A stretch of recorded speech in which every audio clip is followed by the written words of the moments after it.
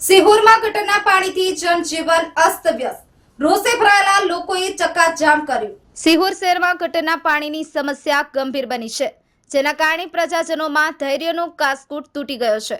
પ્રાથમિક સુવિધાઓના અભાવે ત્રસ્ત રહેલા લોકોએ રસ્તા પર વહેતા ગટરના પાણીથી તકલીફો વધી રહી છે। અનેક રજૂઆતો છતાં તંત્રની ઉદાસીનતાને લઈને સ્થાનિક લોકોએ આજે ભાવનગર રાજકોટ હાઈવે પર ચક્કાજામ કરી આક્રોશ વ્યક્ત કર્યો।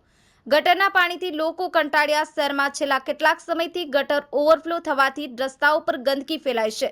જ્યાં જુઓ ત્યાં ગટરના પાણી જોવા મળે છે, જેનાથી વાહન ચાલકો અને પદયાત્રીઓ મુશ્કેલીનો સામનો કરી રહ્યા છે। આ સમસ્યા અંગે અનેક વખત તંત્રની રજૂઆતો કરવામાં આવી છે, પરંતુ હજુ સુધી કોઈ ઠોસ પગલાં લેવામાં આવ્યા નથી।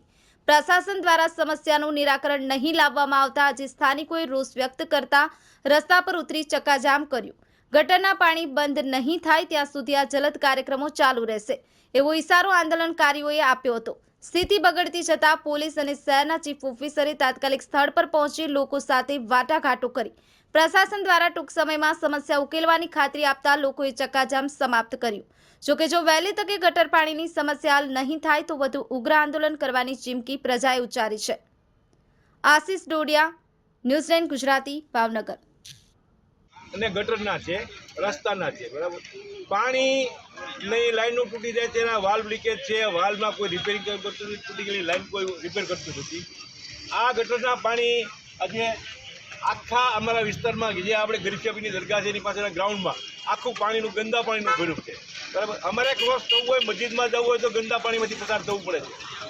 એટલે અમારો પ્રશ્ન એક જ છે કે જેટલી સિહોરની અંદર ગટર ઉછળકાય છે એ બધી બંધ કરો। અમારો પાયાનો પ્રશ્ન આવડો છે। પછી નિયમિત પાણી આપો, નિયમિત સફાઈ કામ આપો। નિયમિતતા કોઈ આ કર્મચારીઓની કોઈ નિયમિતતા નથી। ક્યારેય વ્યવસ્થિત જનતાને દરેક પ્રશ્નોનું કોઈ નિરાકરણ કર્યું આજે બન્યું નથી। આ પ્રશ્ન સોલ્વ નહીં થાય તો શું કરશો? આ પ્રશ્ન સોલ્વ નહીં થાય તો આજે એમ રોડ રસ્તા બંધ થયા છે એવી રીતે કાલે રેલવે લાઈન બંધ થાય છે।